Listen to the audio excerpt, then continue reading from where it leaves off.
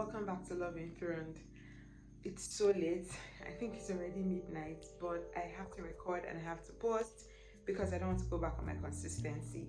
So quickly, I want to share something that I learned in Hosea about parenting. I told you I'll be sharing a couple of things that I've learned from the book of Hosea about love. And so this is love in parenting. And in Hosea chapter 11, this was God speaking to Israel and Ephraim. He was saying that I have loved Israel like a child.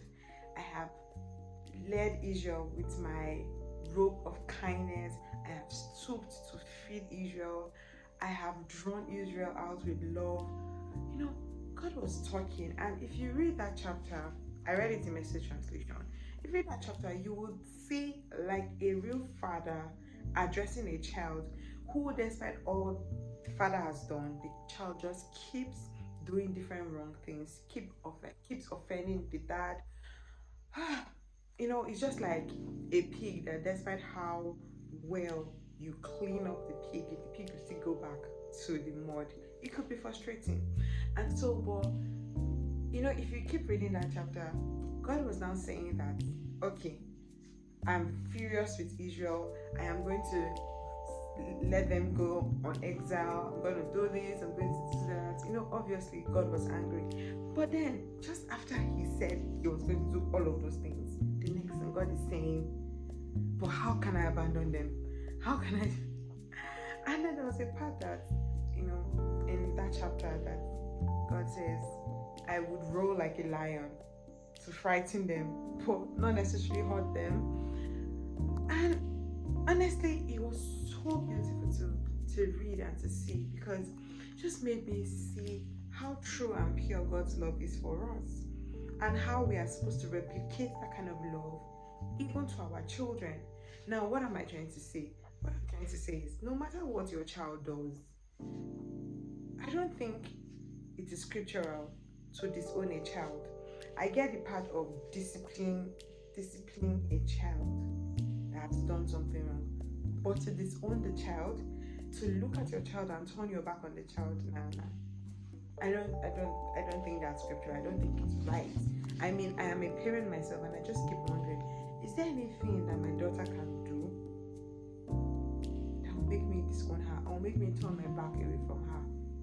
I don't think there is. And so this is the picture of God's love, and this is the picture of love we're supposed to replicate. Now, bring that in. Love is not an excuse for wrongdoing. It's not an excuse, oh, someone does wrong and I'll just keep loving. No. Love is not tenderness. And so this means discipline. This means correcting. This means sometimes going through hard processes with the child so that the child gets to do the right thing. Bible says, train up a child in the way it should go, so that when the child is old, he or she will not depart from it. That is love right there.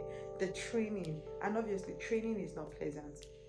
All of us have gone through school or one form of training or the other. You see that it demands a level of discipline. And so this is love. And so as a parent, you claim you love your child and you're not disciplining your child.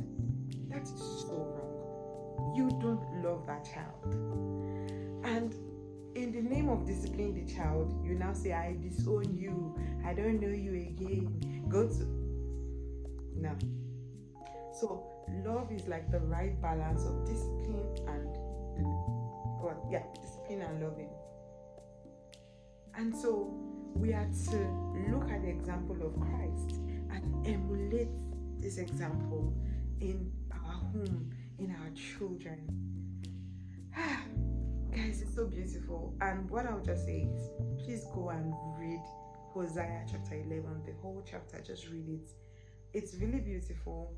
Read it, digest it, and it just shows you how truly beautiful God's love, the love of the Father is, and how we are also supposed to replicate that in our own lives and that of our children.